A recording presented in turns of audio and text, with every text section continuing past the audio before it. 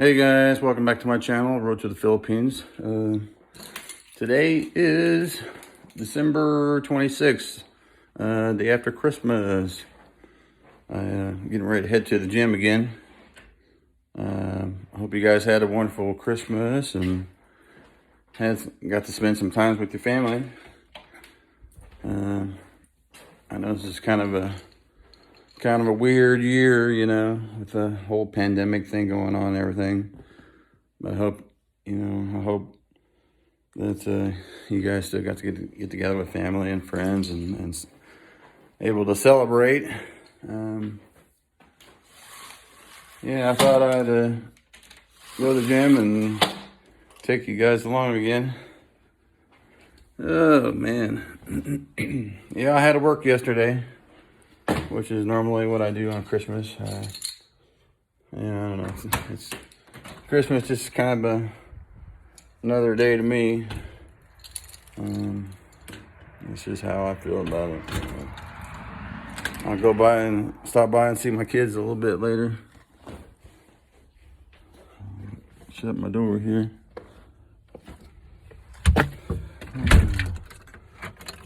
But yeah, oh man, it's a pretty nice day today.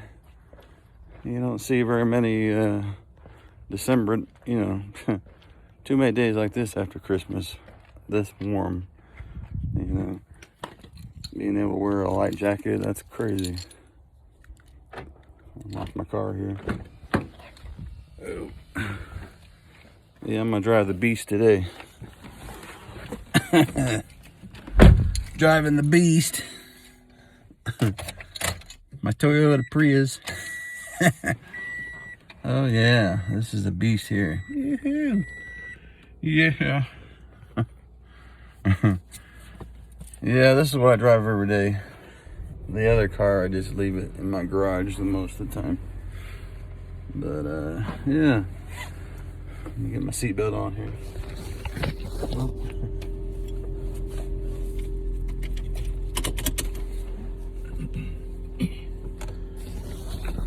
Yeah, this is what I drive every day to work.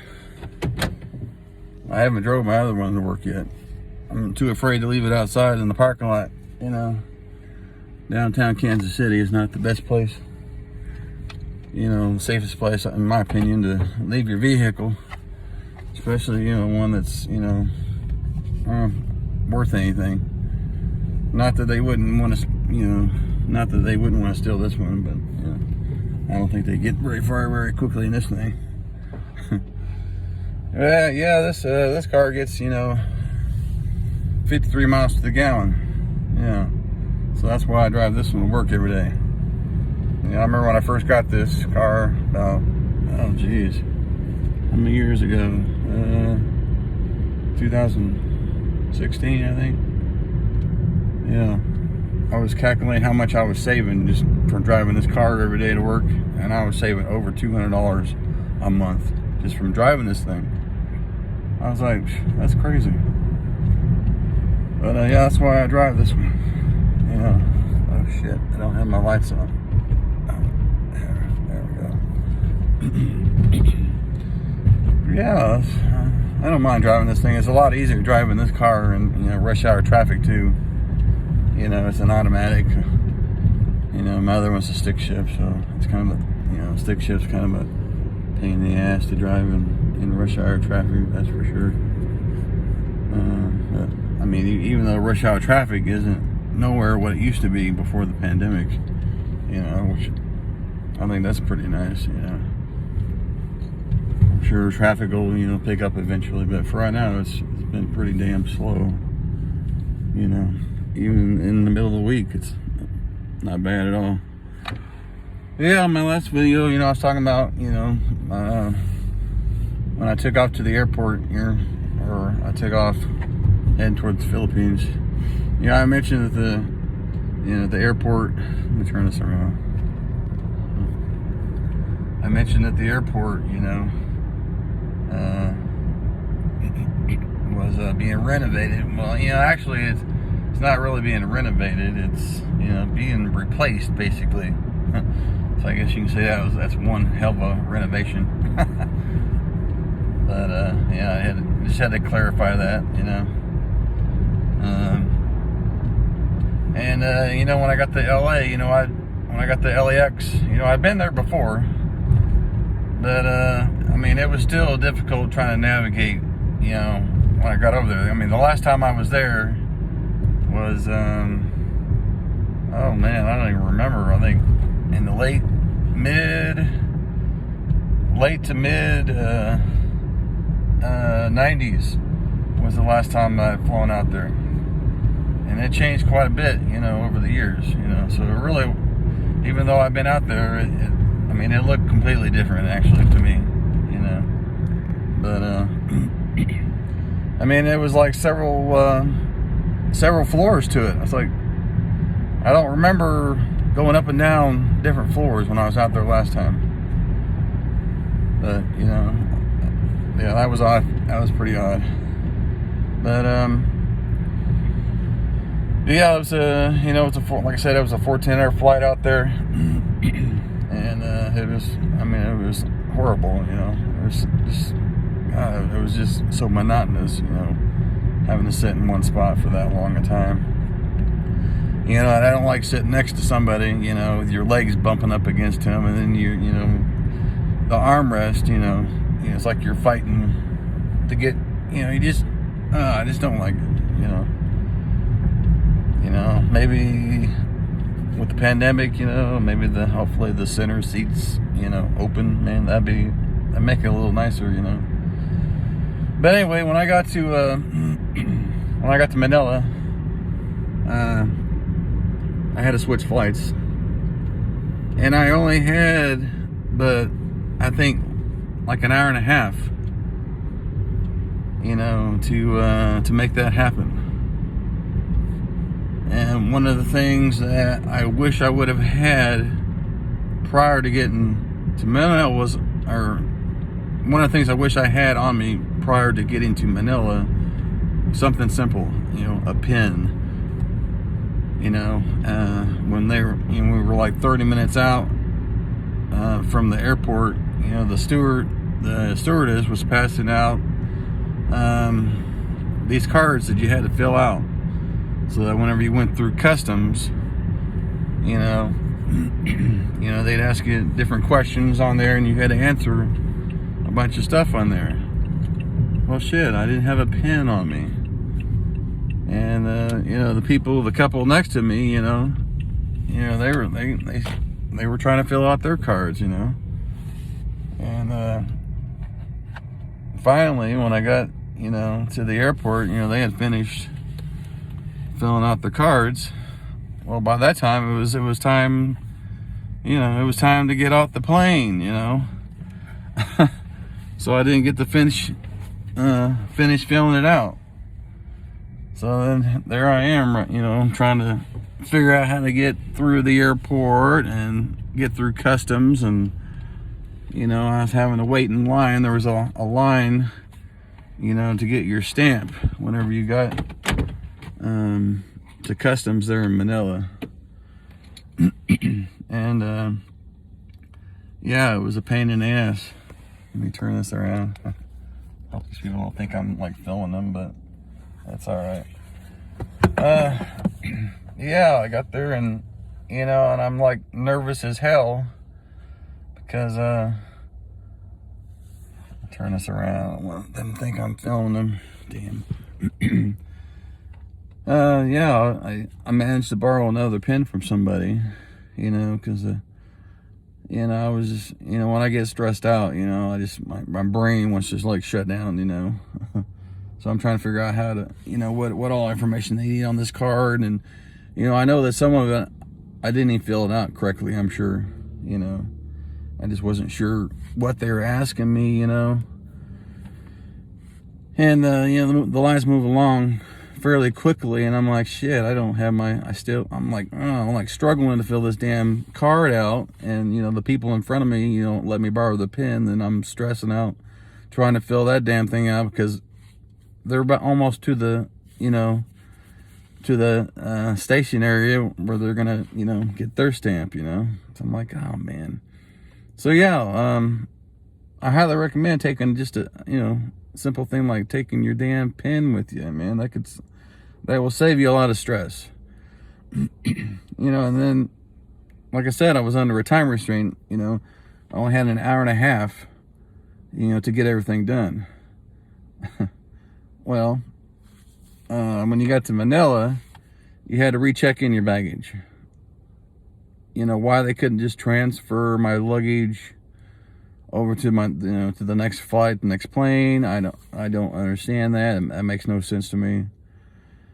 So I had to, wait at the carousel to get my luggage off, just so I could take it, pull it off, and take it over to another area to get it checked in before heading down to Davao City.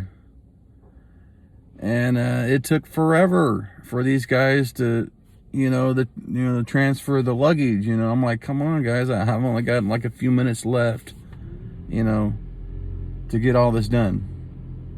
Well, I had maybe 10 minutes, to connect to my next flight.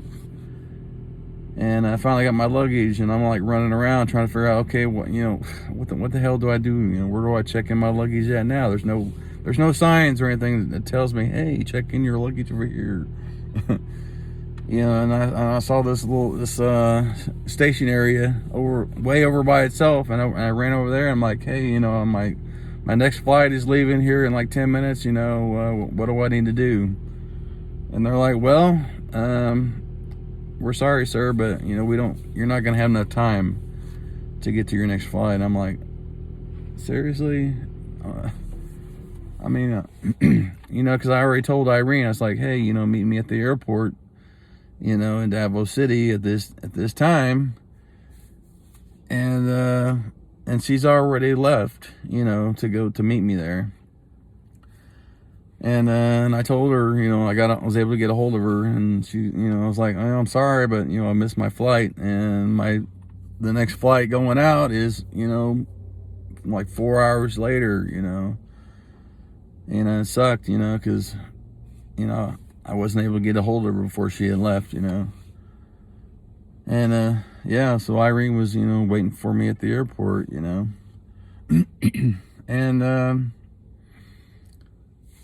I come find out, the plane that I was connecting to wasn't even at that terminal.